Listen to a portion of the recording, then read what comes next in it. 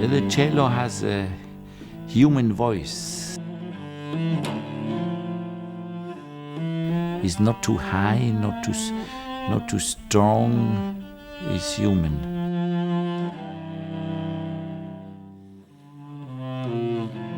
I use the cello as a mean for expression of the situation here.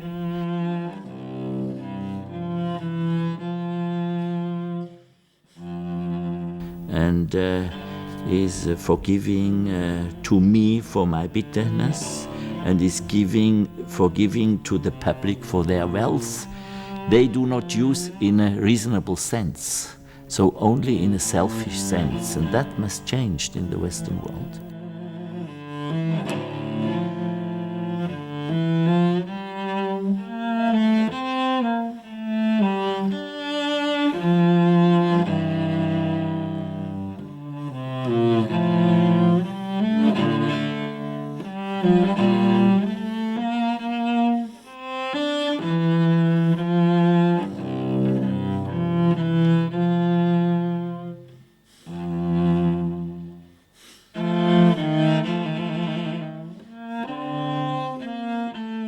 The World Health Policy for the poor world, for the poor children in the poor world, is wrong and has no efficiency. When I would be president of WHO, I would close it. In December 1999, Dr. Beat Rittner launched a controversial lawsuit against the World Health Organization and UNICEF. The provocative wording of the lawsuit captured global attention. Dr. Rittner wrote, "Let me file the following lawsuit against the United Nations, the World Health Organization, and UNICEF, as crimes against humanity and a violation of the Convention of the Rights of the Child. The policies of the World Health Organization and many of its subordinates result in thousands of deaths, thousands of invalids, and thousands of brain-damaged children. We appeal to all experts and officials to change the strategy of poor medicine for poor children in poor countries, immediately." The World Health Organization's policy amounts to passive genocide.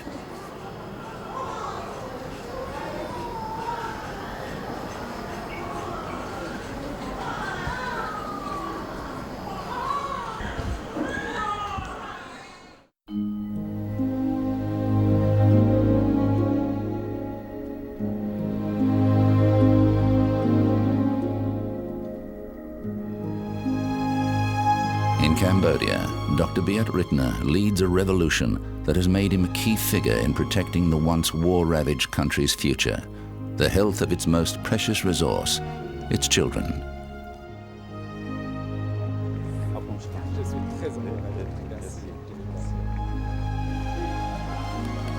Dr. Rittner is lauded by both Cambodia's Prime Minister and its King.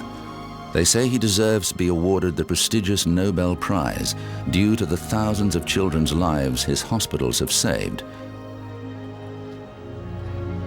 Despite Cambodia's ongoing volatile political landscape, the cello-playing pediatrician from Switzerland has emerged as a much-admired but very controversial visionary. The World Health Policy for the poor world has failed. This policy is causing sufferance and millions of fatalities every year. Dr. Rittner's supporters are convinced that he has devised a cost-effective blueprint that could change the standard of healthcare in all developing nations. You need to apply the same standard of diagnostic means to the child as would be used in Europe or in US. Otherwise, you miss the diagnosis.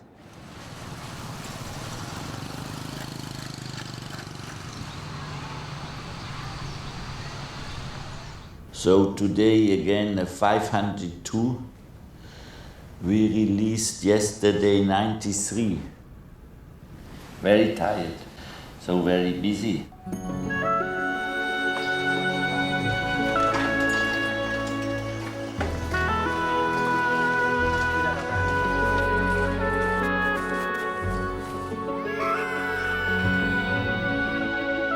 Dr. Biat, as he is affectionately known, has established 4 hospitals in Cambodia. He and his medical teams are so effective in carrying out their work that they now treat 85% of Cambodia's children. All medical treatment is completely free. Every year, 1 million children are treated as outpatients. 96,000 severely sick children are hospitalized, and more than 18,000 operations are carried out by the surgical teams. 1,200 babies are born every month.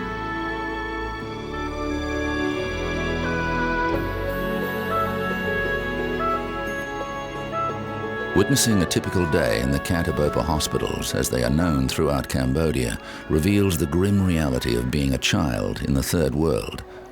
Preventable illnesses and diseases in today's Western world ravage young bodies and minds in Cambodia. The sheer volume of patients seeking treatment would be overwhelming for any modern hospital to cope with, but Dr. Biat's system is so precise that the mortality rate is a staggering 1.1%. This is despite the complexities of the many dangerous diseases the doctors must fight and conquer every day.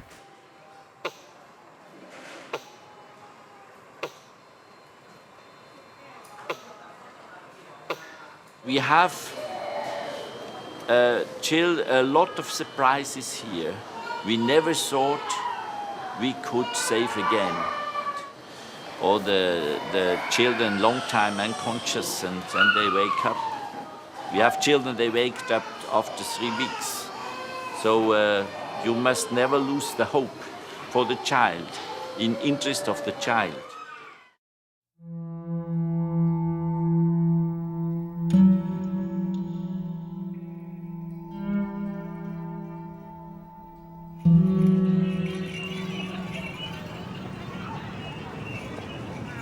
It's early morning on the streets of Cambodia's capital, Phnom Penh, and already young children and their mothers patiently line the street outside Cantabopa Hospital. Despite the large numbers, their wait won't be long, because within 2 hours, all patients will be thoroughly examined, assessed, and treated. Today we have maybe here waiting already 700, but we must not refuse, everybody gets a number. On this particular morning, there have been complaints from wealthy residents living and working in the nearby foreign embassies and the Australian office of the Red Cross that the poor people on the footpath are too noisy. Privately, the residents grumble that the winding queue of young patients is an eyesore. The latest complaints are typical of the war against hypocrisy Dr. Biat has always waged on behalf of the poor. You know, the ambassadors are living in nice residence, but this is the Cambodians' reality still today. This would be very nice to have this garden that these children could wait there. But I do not know if the Australian Red Cross can manage this.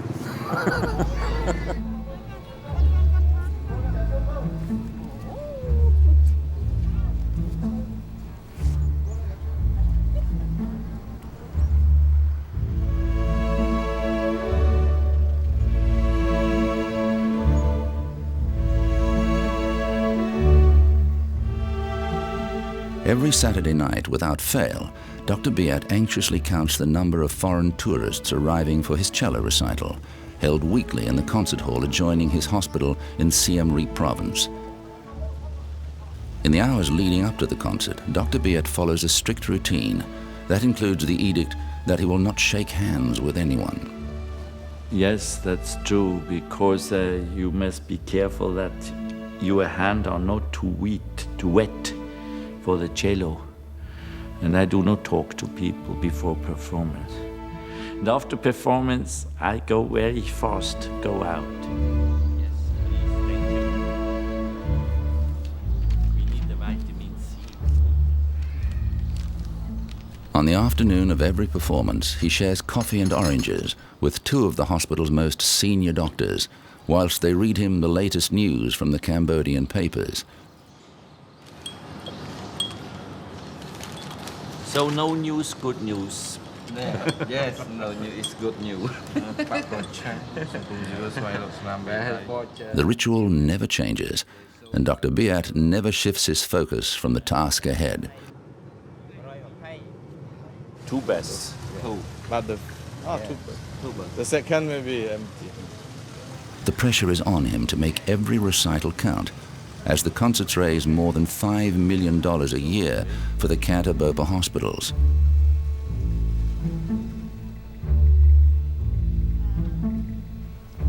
To most of the concert-goers, the Swiss pediatrician is a curiosity they've briefly read about in travel guides.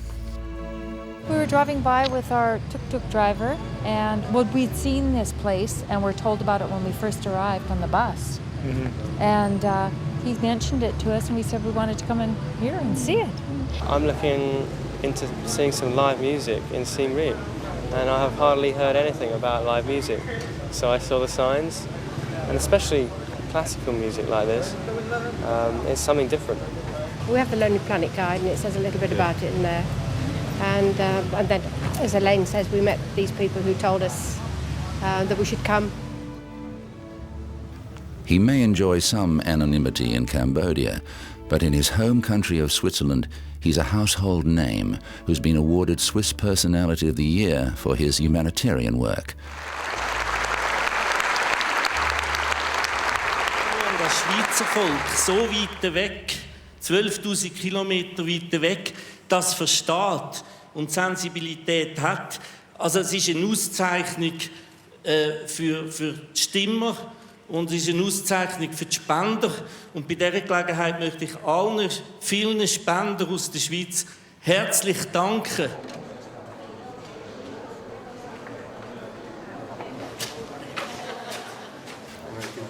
Back in Cambodia, the doctor stands in the wings, a stranger to his audience, psyching himself to deliver a powerful message that he hopes will sear the conscience of every member of his audience.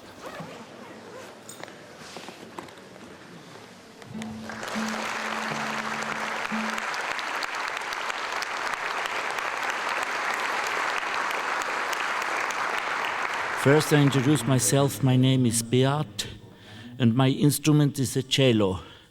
And together our name is Beato Cello. There are Italian-speaking people here. My cello is Italian too.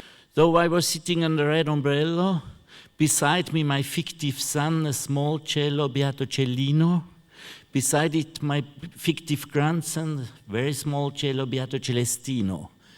And I started by this song in Italian.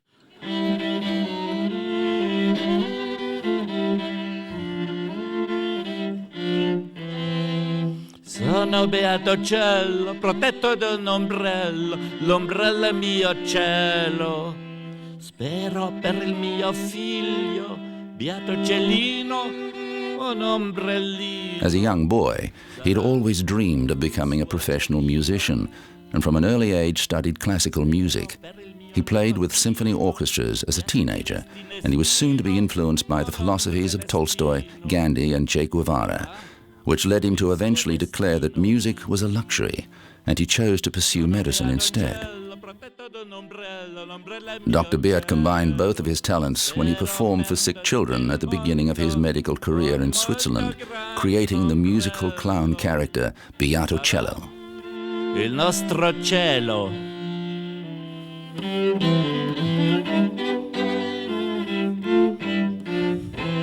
Ich heiß Beato Cello und möcht's jetzt gemütlich haben. I am Beato Cello, I want to be at ease. I am Beato Cello, I want to have the peace. I had a lot of stories on the cello with the cats and the mouses and the stories, the cat and the mouse and the bird and then the ambulance and all these things and the dog. And I had these stories, and I had even stories, I made drawings. And then in the theaters, this was a projection of the drawings, and I tell the story, and I play at the same time music.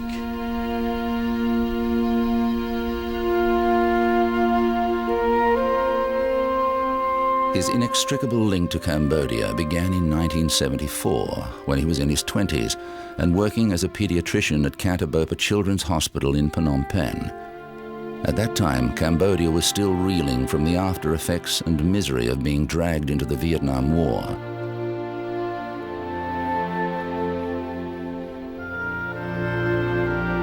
But Dr. Biat's compassionate work soon came to an abrupt end when the brutal Khmer Rouge took over the country in 1976. All foreigners were forced to leave Cambodia, and the tiny country was locked away from the world, while Pol Pot's coup decimated the population.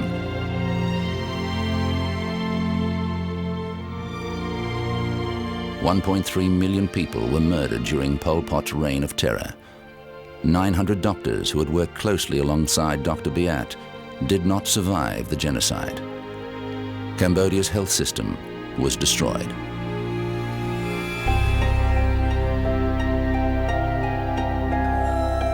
First moment he was able to come back to see Cambodia, and he came here and he found the situation in the medical field very, very bad, and he thought that he has to do something, and so that's why he came here.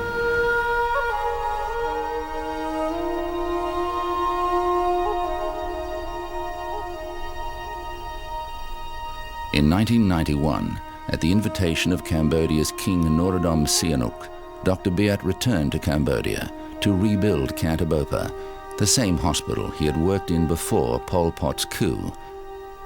King Sihanouk's unconditional support continued in 1996, when a second hospital was established within the Royal Palace grounds in Phnom Penh.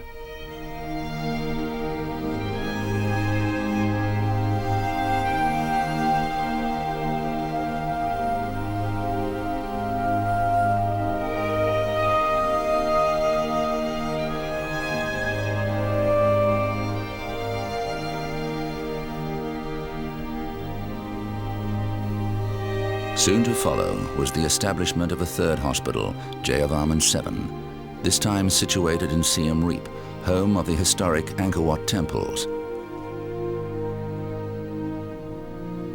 In recent years, Siem Reap has reinvented itself as a tourist town for wealthy travelers and adventurous backpackers, all flocking to see the largest religious monument in the world, Angkor Wat.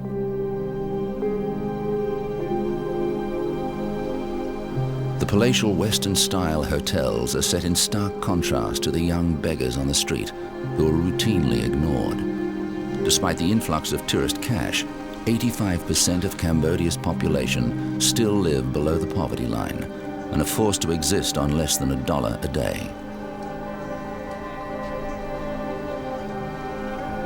Why the health situation in Cambodia is so bad, especially for children, is still a catastrophe.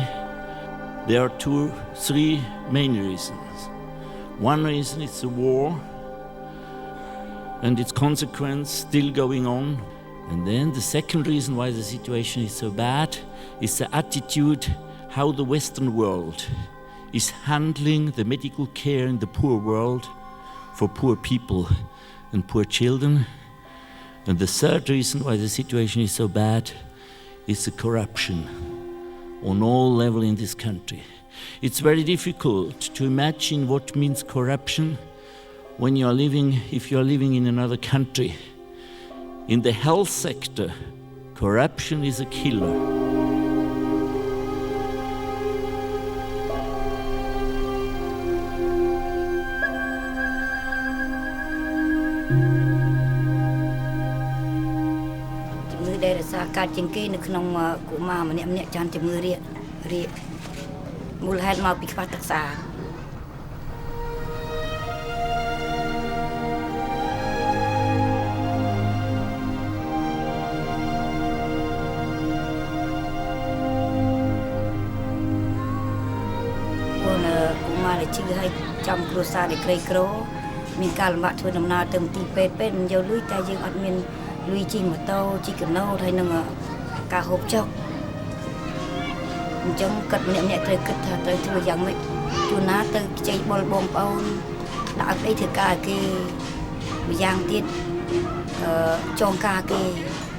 ដើម្បីដោះស្រាយទៅបានទៅ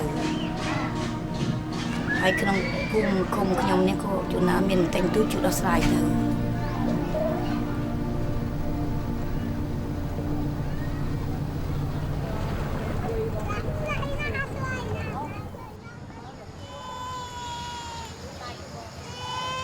This is the other side to healthcare in most third world countries like Cambodia. It is a state-run system which is supported by means of local healthcare centres, funded by the government and based on the policies and financial assistance of the World Health Organization. The policy calls for basic primary healthcare and the training of local village doctors. The strategy is to integrate healthcare within the existing structures of each country so that eventually the healthcare system can operate without financial support.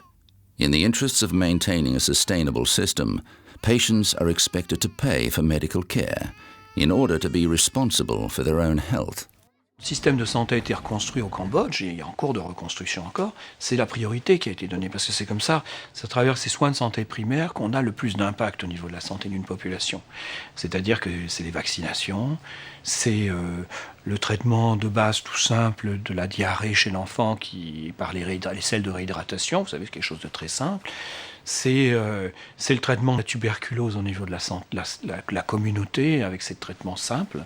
C'est ça, ce sont ces soins-là qui ont le plus gros impact sur la santé d'une population. We have 12 health centers by UNICEF in the area. All the 12 centers do not work. They exist only on the map. They cannot treat a sick child in these hospitals. They cannot.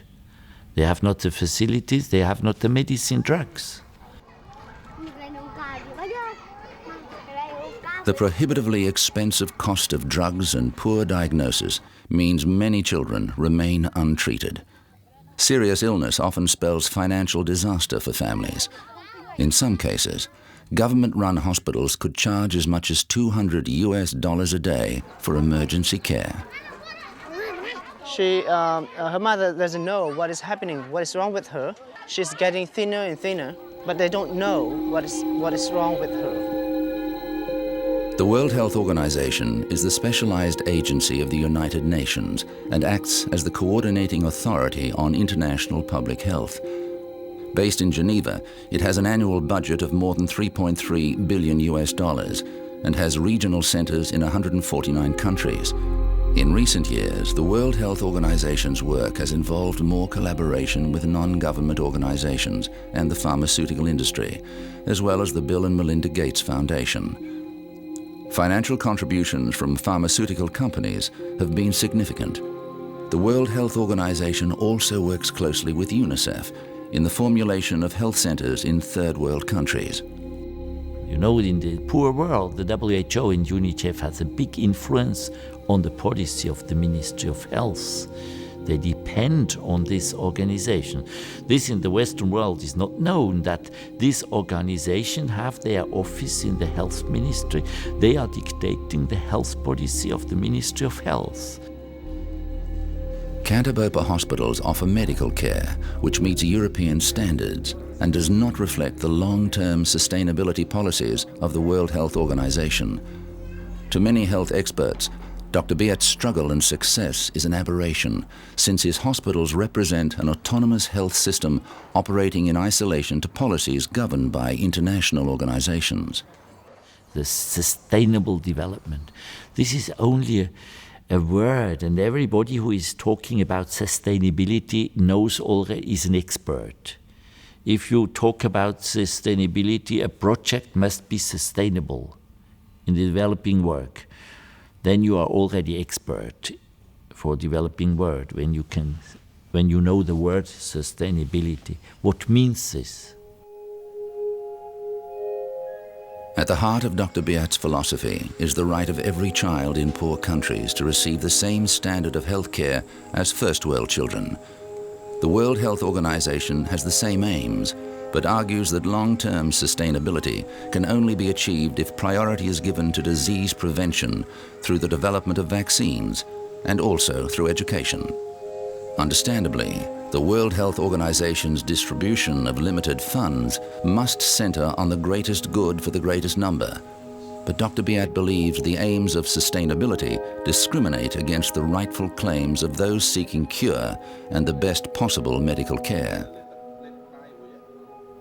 To say this project should not be supported because it's not sustainable is a crime in front of the children we are saving day by day.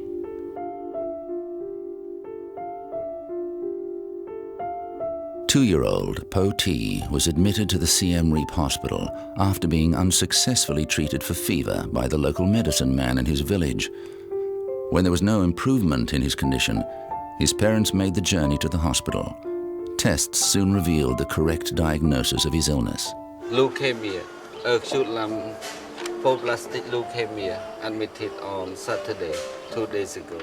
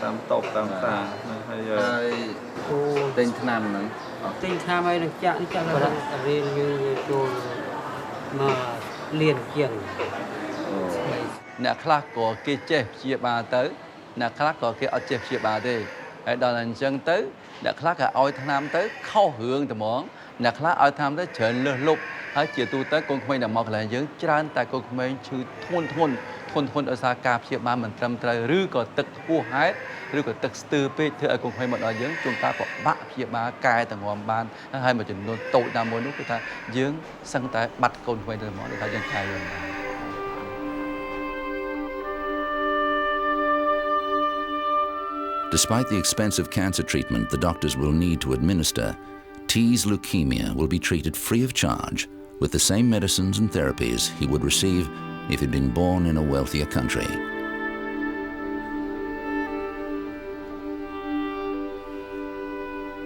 When Dr. Biat devised the systems that now successfully govern his hospitals, he knew that the primary obstacle he had to overcome was corruption, an evil which is prevalent in most third world countries. His first step towards that goal was to guarantee that all patients receive free treatment and medication. If people have not to pay for the medical care for their children, they have not to sell their oxen, their land. So what we are doing, we are even helping the small economical units in this country, the farmers. We prevent the farmers from being ruined because they would pay everything to save the child. The next step was to ensure that all staff are paid a reasonable salary, therefore removing any temptation for doctors to charge patients under the table for specialized treatment. Throughout its 15-year history, Dr. Biat claims that Canterbury hospitals have remained untainted by corruption.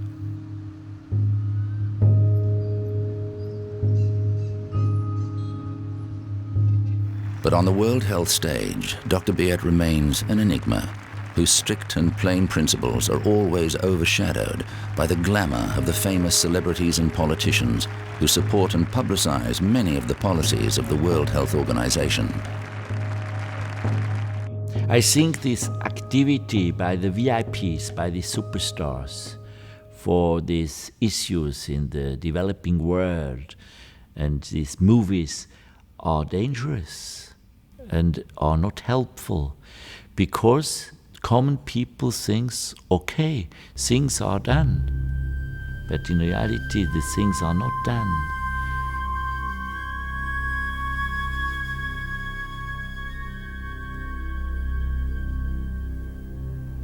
Cambodia's total health system budget, which is supported by the World Health Organization, is $52 million a year.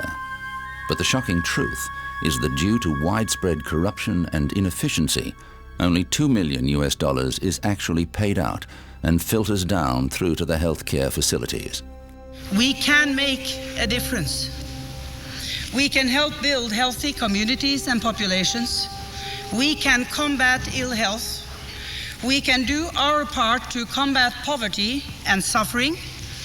Nothing in life, as I see it, has more meaning. Rest assured that I will work tirelessly with my eyes on the goals we agreed on together, my ears open to the voices of all.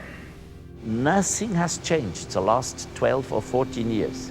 Nothing has changed, still the corruption, still no medicine drugs, still 80% of all drugs in Cambodia are fakes. The World Health Organization maintains a model list of essential medicines that every country's healthcare system should make available and affordable to people. Japanese encephalitis occurs in nearly every country in Asia, and while the disease is presumed to be endemic in Cambodia, the World Health Organization does not believe the problem is widespread enough to warrant a free mass vaccination program. This baby has contracted the JE virus and is in a coma. If he's fortunate enough to recover, it's likely he will have brain damage. The child has lost consciousness, and we treat now by cocktail, that means cortisone, high dosage, and we hope the child will not have sequela. Most travel guides and health warnings recommend visitors immunize themselves against Japanese encephalitis before they visit Cambodia. The children of the wealthy Cambodian residents can easily travel across the border to neighboring Thailand or Singapore for the $60 US vaccination. But for the poor, it's been left up to the Cantabopa hospitals to immunize more than 152,000 children, free of charge. The use of CAT scans at Cantabopa hospitals has revealed that Japanese encephalitis is a huge problem in Cambodia, with many children suffering mild to irreparable brain damage due to the disease. Yet the issue has become a political one that Dr. Biat labels as passive genocide. But we are doing now the vaccine. It's expensive, but from the moral, ethical point of view, you have to do in this country. In Thailand, every child gets a vaccine. In Vietnam, every child. In South Vietnam, in South China too. And here they is blocked.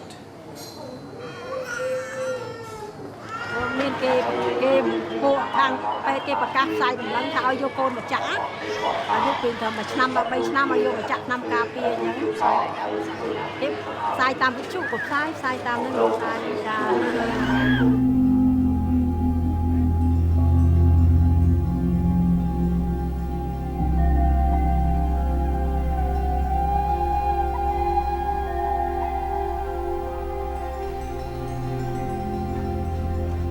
The 4 Cantabopa hospitals operate on a combined annual budget of $20 million US.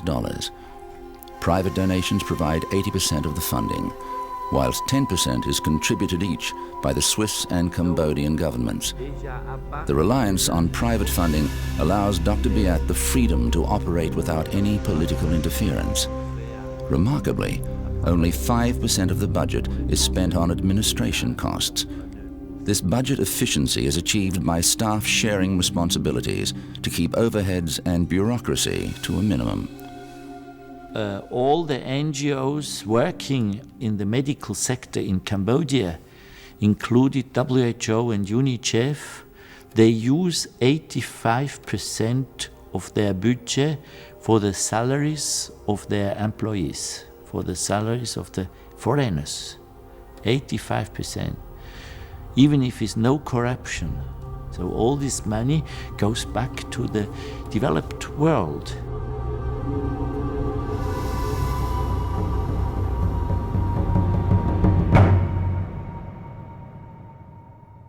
You live here in this field of this international humanitarian long-distance tourism.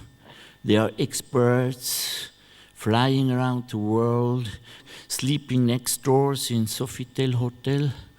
There they pay per night $340. coordinators, programmators, administrators. No more anybody is doing a job on the spot. Who could pay $340? And it's not the most expensive hotel here. In the small hotel, you pay $1,200 per night. I do not criticize this. But these experts arrive next day, and they tell us here what we are doing is too expensive, too sophisticated for this poor country. The average cost per hospitalization, not per night, per hospitalization is $170. These $170 are too expensive, told by the expert, paying per night 30 meters away $340. So this is a mirror of the absurdity in which we are living. This system of absurdity causing at least the misery we are facing day by day in our 3 hospitals. And you can only go on working here in a more or less creative way if you get to be ready to forgive to this system of absurdity we are part of. Otherwise you get to be crazy. Not to resign, to forgive.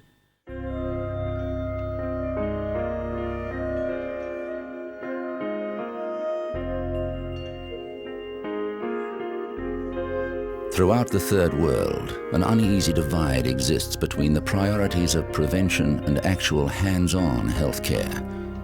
Dr. Biet's hospitals have to cope with the end result of policies riddled by ineptitude and corruption.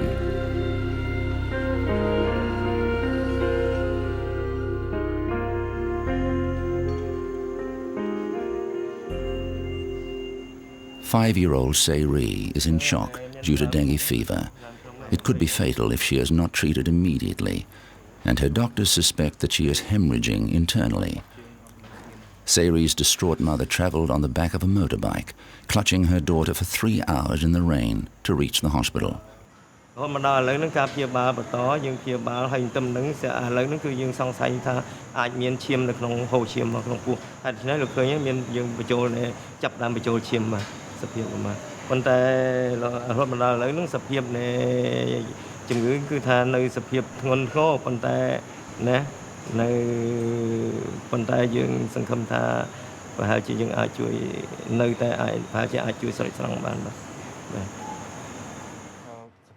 Dengue fever is caused by a domestic day-biting mosquito. There is currently no immunization for this virus. Last year, 13,000 severely sick children were hospitalized with this agonizing disease.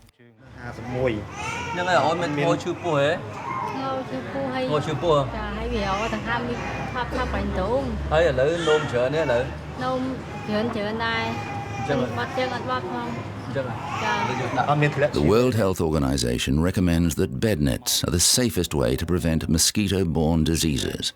But this strategy is fraught with problems due to the fact that the dengue fever mosquito attacks its prey during the day.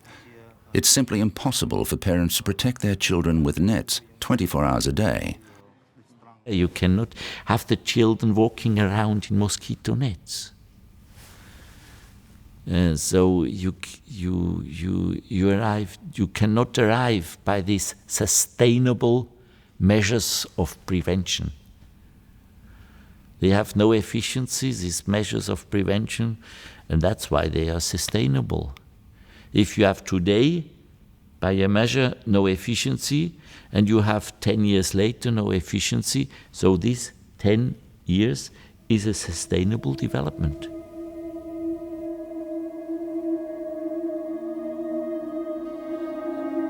Prevention strategies can also be compromised by corruption.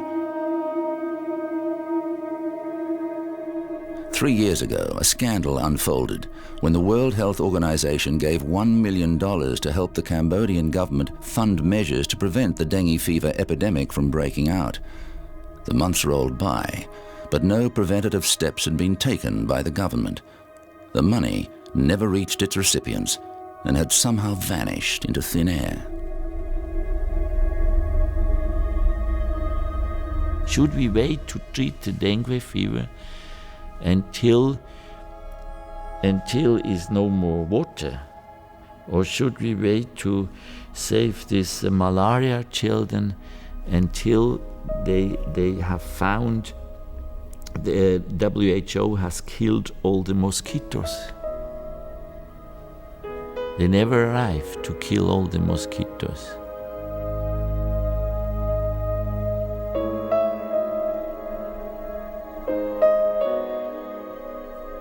Sari will need expert care to survive. The blood she needs to save her life must first be screened in a laboratory to eliminate any possibility of contamination with HIV and hepatitis B and C. Although these tests are expensive, to do any less, according to Dr. Beat, would be criminal.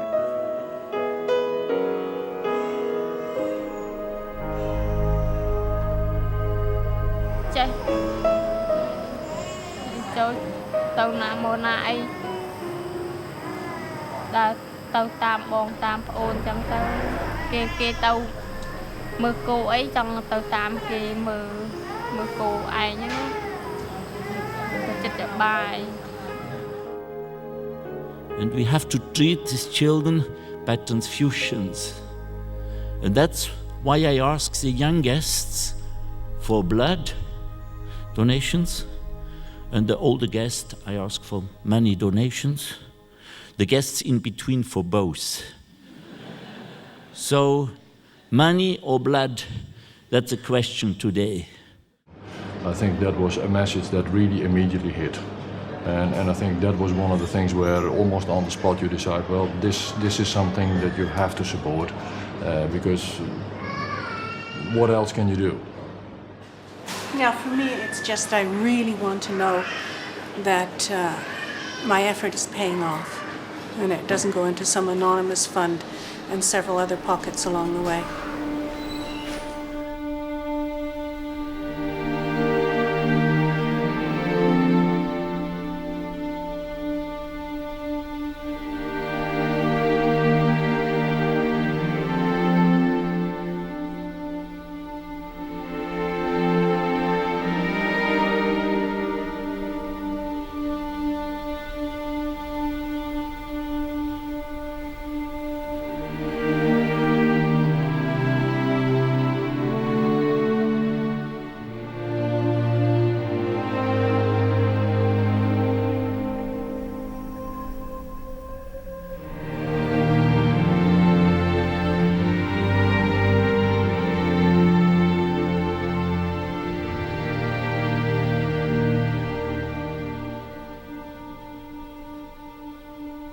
In his never-ending war waged against the World Health Organization, Dr. Beat is particularly critical of its strategy for fighting one of the most silent and insidious killers of all, tuberculosis.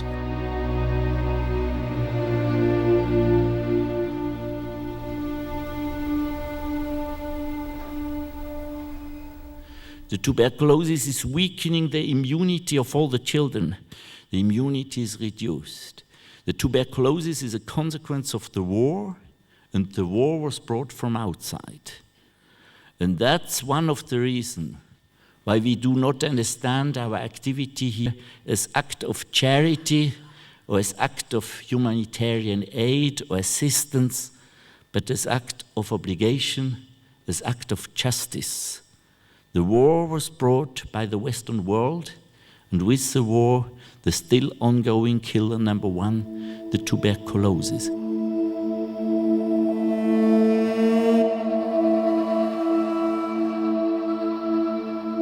The CT scanner, an essential diagnostic tool in the treatment of tuberculosis, has enabled Dr. Beat to paint a precise picture of the true scale of the TB crisis. The findings of his ongoing patient research have the potential to reignite the tuberculosis debate worldwide. The Cantabopa research team is discovering that TB is the underlying cause of many other shocking diseases appearing in children, the extent of which the World Health Organization is yet to fully acknowledge. It comes down to money and to politics, because Tuberculosis is the cheapest weapon of mass destruction.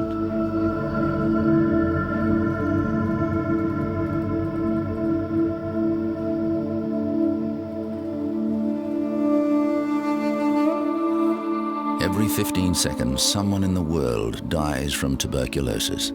Extreme poverty is its breeding ground. It is a common belief that TB is mainly found in adults, particularly in the frail and elderly. But poor children, who are often malnourished, are especially vulnerable to this infection.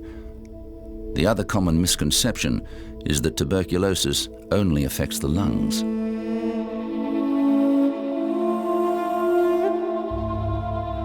This is a kidney problem caused by the imbalance. It's no more the balance of immunity is disturbed because the child is suffering from tuberculosis.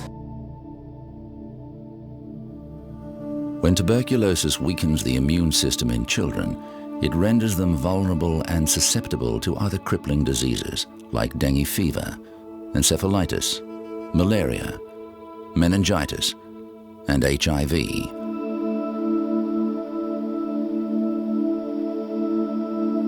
In children, 70% of TB cases affect the lungs, and 25% affect the lymph nodes. A silent 5% makes its way through the bloodstream to infect the bones and major organs. TB can have long-term effects on children, rendering some of them deaf, blind, and totally paralyzed from TB meningitis, even after the disease is treated and cured. I never seen so many tuberculosis as in Cambodia. For example, the skin tuberculosis in Europe. I never seen the tuberculosis in the skin. But here, in the skin, in the testes, everywhere we can find the tuberculosis. Canterbury hospitals have treated thousands and thousands of children with TB. But the doctors believe this is only the tip of the iceberg. This is a classic encephalitis but caused by tuberculosis with a classical sign in the CT scan. The prognosis, do you know? We do not know. Maybe we can save, but we do not know. But it's not only the question to save, it's even the question if it's sequela afterwards, handicapped. So it's very important to do the ventilation, give oxygen and all these things, not to have the brain damage. We will see. ក្មេងប្រុសអាយុ3ឆ្នាំចូលសម្រាប់ ICU ដោយសាររឿងប្រកាច់ប្រវត្តិជំងឺនោះគឺឈឺចាប់ដើមឡើង2ថ្ងៃមុនហ្នឹងដែលមានក្អួតប្រកាច់ហើយនឹងទន់ជើង Over the years, there's been a steady increase in the number of brain tuberculomas, the most tragic and severe form of TB in children. We have a lot of children with a tumor in the brain. You can see here the lungs is a miliaris, and here you can see the tuberculoma. So it's a tuberculosis in the brain. And now what is interesting, we can find much more tuberculoma than expected. Still tuberculoma not yet doing symptoms. So even the brain is destroyed by the tuberculosis of these children. But we can save them. Throughout the world, international health experts continue to focus their attention on fighting TB in adult patients. It is argued that adults are more likely to spread the disease than children because young infants cannot produce sputum, supposedly making them less contagious to others. The sputum test is the most common way of testing for TB in adults, but as young children cannot cough up enough sputum for analysis, its diagnosis is far more difficult. In many cases, the tuberculosis is only visible through detection of its primary complex, which presents itself as a calcification of the hilar lymph node. The big problem is that this primary complex is often not visible in X-rays, especially if it is smaller than 3 millimeters in size. The only means of accurate detection is either by use of the CT scanner or the analysis of tissue samples. Dr. Beert's insistence on the installation of modern diagnostic equipment and technology has led him to clash with many experts including the president of the Save the Children Fund, Princess Anne. And she told us in the laboratory, these facilities are too expensive for poor countries such as Cambodia. It's wrong to install it. First, Cambodians must learn to wash the hand, to learn the hygiene, and then you can go on. This attitude, this arrogance is nothing else than neocolonialism and has to be changed. You need the modern facilities, the same standard as you use in Europe. Otherwise, you miss a diagnosis and they tell you these facilities are too expensive for poor countries such as Cambodia. 8-year-old Siet Thin can no longer walk without pain. An X-ray has detected tuberculosis in her lungs, with a secondary infection in her hip joints.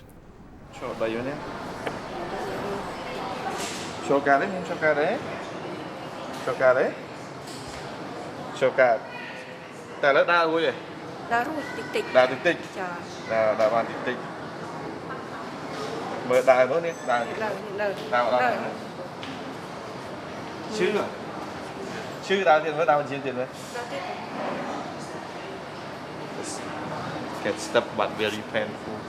Step forward. See? Osteoarthritis due to the damaging effects of tuberculosis is incredibly destructive. If not treated through surgical procedures, it often leads to permanent bone damage. The doctors have seen many cases where the infection has completely destroyed the spine. The mother asked, I don't know, is a non-professional person at the village give injection. The child get a lot of injection already outside. And then one time perfusion and no improvement, no any improvement, because they did give a wrong injection. They did give a wrong diagnosis. You can see from outside, you can see nothing. But inside, the bone is erosion and the hip and the abscess internal.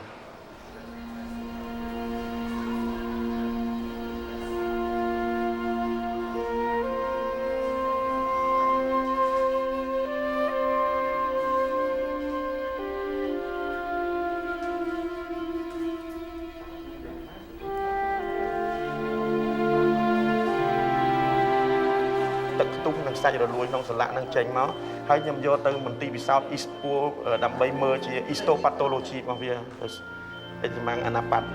anatomopathology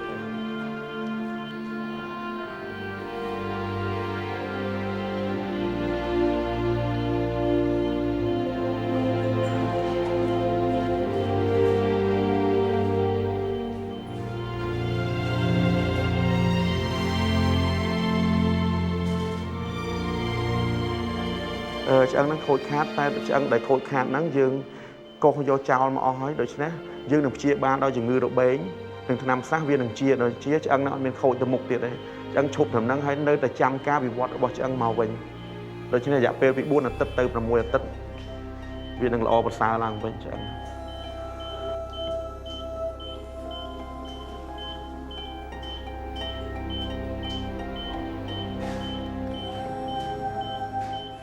Billionaire philanthropist Bill Gates has committed funding of $300 million to the global plan aimed at stopping the spread of tuberculosis. His main focus is on finding effective vaccines to combat the numerous drug-resistant strains of the TB infection. There's challenges like the association with AIDS, the multi-drug resistance, but I think this plan takes on those tough problems and can make a big difference. There is currently no effective vaccine for tuberculosis. There is also emerging consistent proof that the commonly used BCG vaccination, which is recommended by the World Health Organization, simply doesn't work. 90% of all tuberculoma children with brain tumors by tuberculoma were vaccinated against tuberculosis by the vaccination BCG. So, what we know up to now, that the BCG vaccination is useless. This is known in the United States since 1942, in Switzerland since 1970, in France since 1 year, and in WHO not yet. So the vaccination BCG is useless. But what is new, and we can prove this in a significant way, it's significant children who were vaccinated have a much more severe disease of tuberculosis than children who were not vaccinated.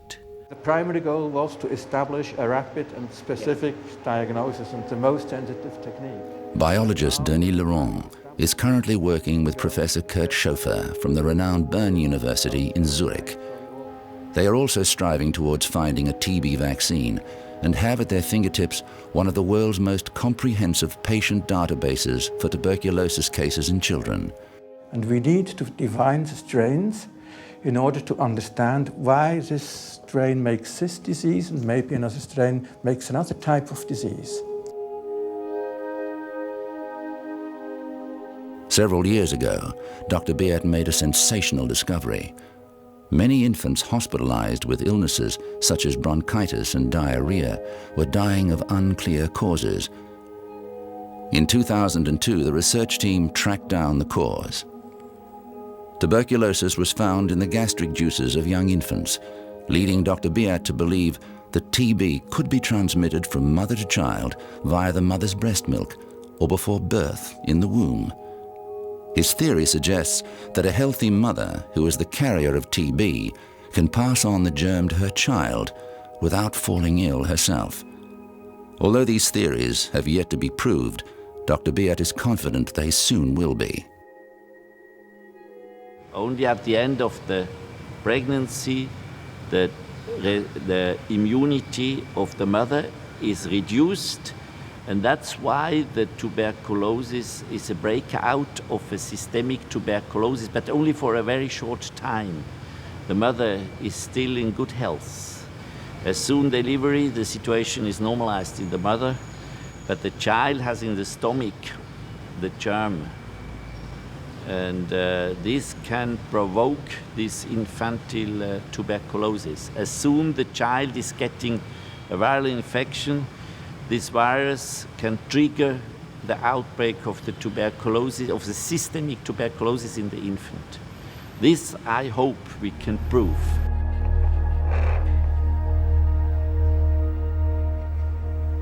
Dr. Beat has already made a vital contribution in the prevention of the spread of HIV/AIDS in Cambodia by focusing on targeting the disease before birth. His maternity unit for HIV-positive mothers is a global first for a developing country. Every month, the center caters for the birth of more than 400 babies. Before being admitted to the hospital, every mother signs a document agreeing to be tested for HIV.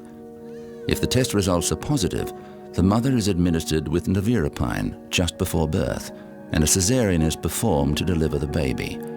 The child is treated with nevirapine from the 3rd day and is bottle-fed with artificial milk. The mothers then return to the hospital with their babies for monthly checkups. Compliance to this regime is 100%, therefore ensuring children are protected from HIV/AIDS from birth.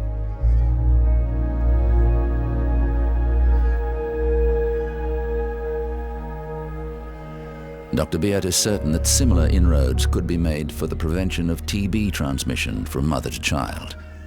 With appropriate antibiotic treatment, TB can be cured. The Cantabopa hospitals treat thousands of infected children every year with a 6 to 12-month drug regime. For the treatment to be effective, it demands total compliance. Otherwise, there is the risk of creating a drug resistance throughout the community. The hospitals run an extensive TB education program, and remarkably, there is 90% compliance amongst outpatients. Drugs are provided free, and the patients also receive money for traveling costs, so that they are able to complete their regular checkups.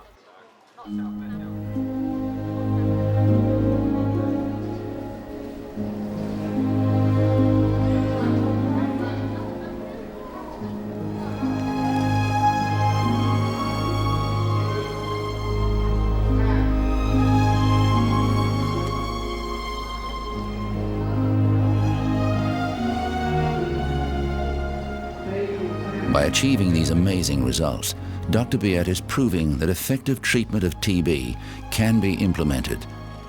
And more importantly, he's also demonstrating that if it is possible in Cambodia, it is possible anywhere in the world. But it takes discipline and a certain commitment to perfection.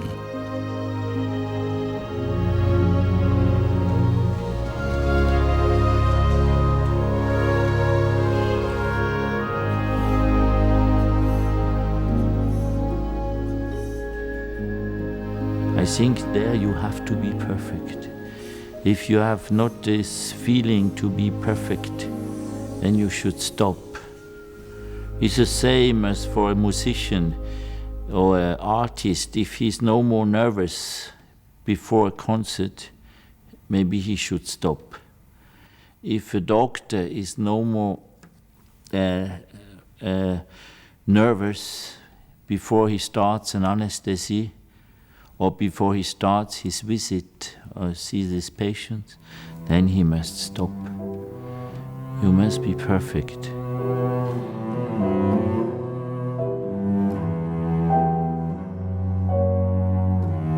Fundraising remains the biggest burden Dr. Beat is continually faced with.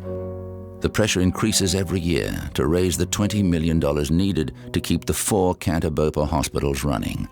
With no World Health Organization to rely on, or a wealthy benefactor like Bill Gates, it all comes down to one man and his cello.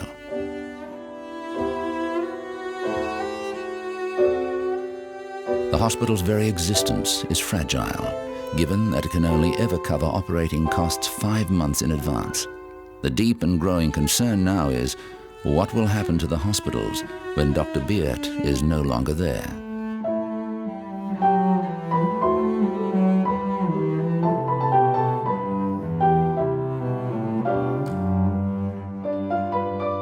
I'm a prisoner, and I'm imprisoned by my conscience and by my perfect, to be perfect in this hospital. I'm imprisoned.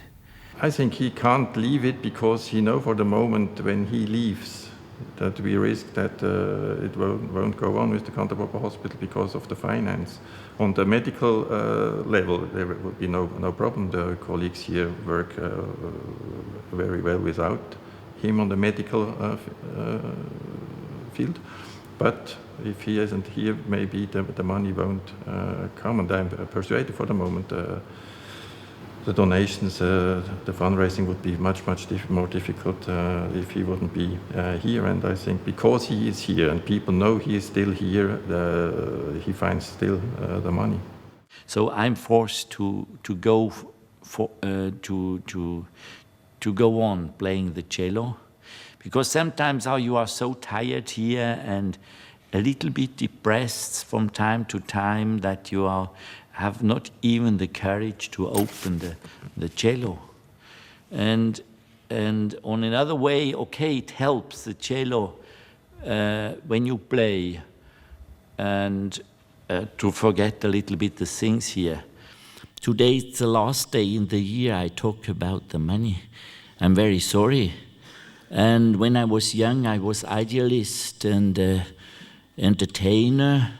And now I'm annoying people and myself. I'm annoyed talking about money. I was idealist and I get to be older and I get to be materialist. Because without this money, 60,000 children will die per year in Cambodia. And that's why I made a song about our bank account in a foreign language. I am the Dr. PC 860699.1. We still need money, just your money. I am the Dr. PC 86. Do you remember this very number? I am the Dr. PC 860699.1. You still need money, just your money. Why poor children should not have the right of getting drugs and care, being good enough to save the children living in a richer world. Why? Do you remember? We really wonder why poor children should not have the right of getting drugs and care, being good enough to save the children living in a richer world. Why? Do you remember? We really wonder. I am the Dr. PC 860699.1. You will remember. We don't surrender. There is one man on the planet the Swiss pediatrician would most like to meet. Bill Gates shares Dr. Beat's view that there is no bigger test for humanity than the crisis of global health. The Global Fund is one of the best and kindest things people have ever done for one another. It is a fantastic vehicle for scaling up the treatment and preventative tools we have today to make sure they reach the people who need them. Dr. Beat would like the opportunity to meet the influential billionaire, to convince him that while the world waits for effective vaccines to be invented, curative medicine for the poor should not be seen as a luxury the world cannot afford. So I'm convinced that people like Bill Gates, who look for a vision how you could do it in a better way, because he realizes too that it's inefficient. Geneva is inefficient. And he would be fascinated. And he would help. And as soon he gives us maybe 200 million for the next 10 years, then we could do the same. I'm convinced we could do the same system in Laos or in Burma or in the Congo, in Africa. It's feasible, it's possible. And 80% of the money we spend are private donations. And without these private donations, these children have no chance. We cannot go on to do our work here. And then, of course, it's up to you. It's because you are doing a good job.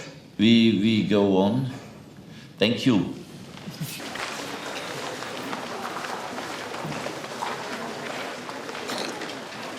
Despite facing sometimes insurmountable odds, Dr. Beat never stops planning for the future. For the past few years, a major concern has been his first hospital established in the nation's capital, Phnom Penh. Canterbury 1, as it's known, is now overcrowded, and the situation is unworkable and will soon be at crisis point. You can no more go on working in these conditions. It's no more possible for the patients, no more possible for the staff, and no more possible for the hygiene.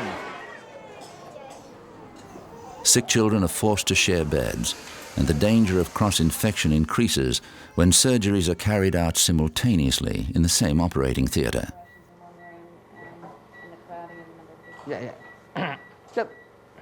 Not one to be defeated, Dr. Beat once again appealed to his homeland for help.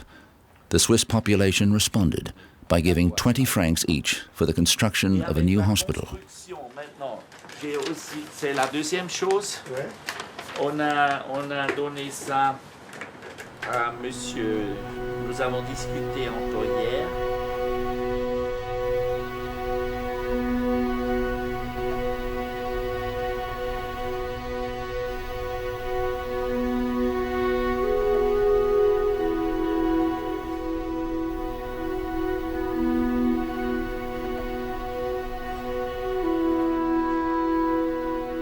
The new $15 million building now stands triumphantly on land adjacent to the old hospital. This hospital is the culmination of his 15 years' experience in the region, combined with his uncompromising attention to detail and an artist's eye for perfection and design. With its modern technology and facilities, the hospital stands as a magnificent symbol for what Dr. Beat believes should be the standard and not the exception in all third world countries. Most inspirational of all is the notion that this successful model could be replicated in every developing country around the globe. Recently, an evaluation committee of international health experts examined 40 hospitals in 100 countries worldwide, and they concluded that the Canterbury hospitals were the most cost-effective in the world.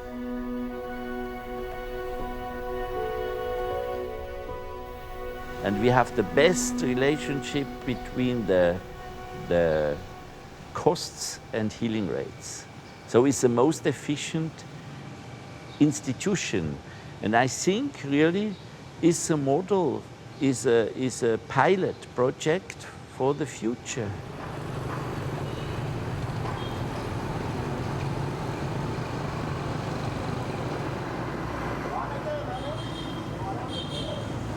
Today, the staff are preparing to move the patients from the old hospital to their new home. Typically, with his unflinching eye for detail, Dr. Beat oversees the entire operation. Very good. So we go here slowly, so you can start install everything. Thank you.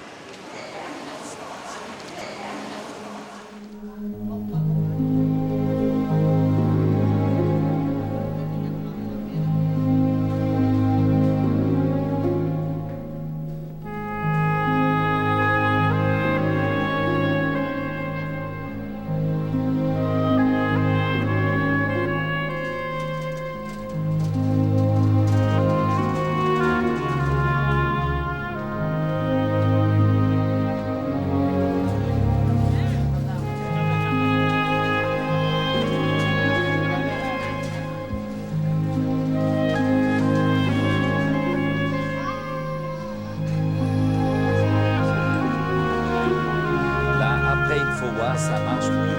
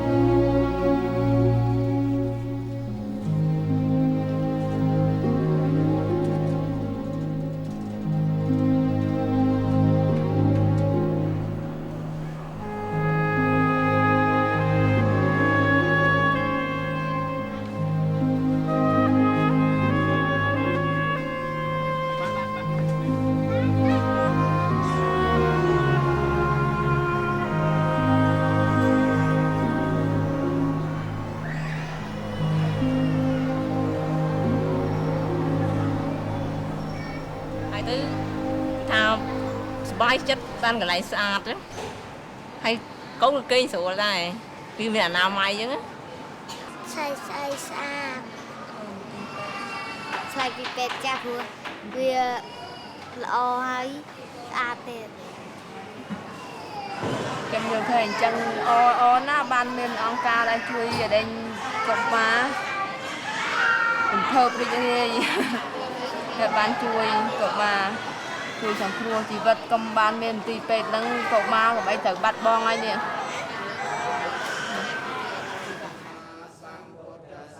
Buddhang saranang kiachami Dhammang saranang kiachami The hospital staff gather in the new hospital to bless the future. They're praying for bliss. Bliss translates to good performance from doctors, good health for patients, and for everyone to work in harmony. This new generation of Cambodian doctors and nurses have all been trained by an exacting taskmaster, and each in their own way will strive for the perfection they've witnessed make miracles happen. The challenge that now lies ahead for the medical teams is to ensure that Dr. Beat's legacy continues long after he is gone.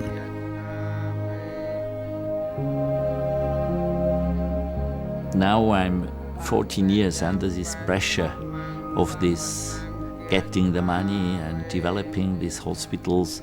Of course, it's my wish that we have the money for the next 10 years, or maybe the next 15 years, and I could retire here. And the hospital will work by its alone. This is no question. Already now 1,600 Cambodian staff, only 2 foreigners. And what I will do then, I do not know. Not yet. Because I had not yet the time or the time to think what I will do or what I should do.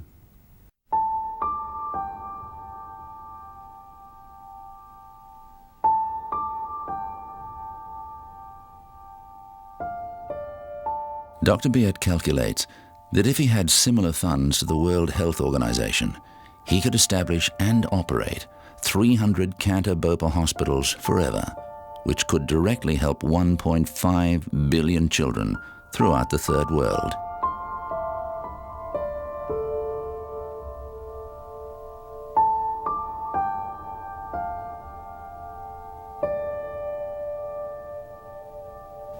$1.5 billion inhabitants. You could do it.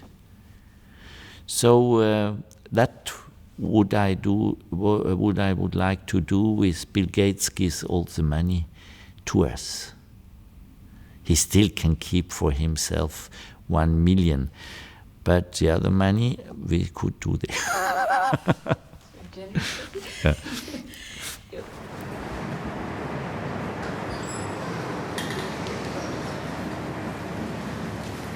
In the meantime, while Dr. Biet struggles daily for funds and his beloved Cambodia, the fight to sustain every precious life continues. Every child has only one life. And if you save a child today, the child will not die, so the life goes on, will be sustainable. The life of the child is sustainable because he's saved.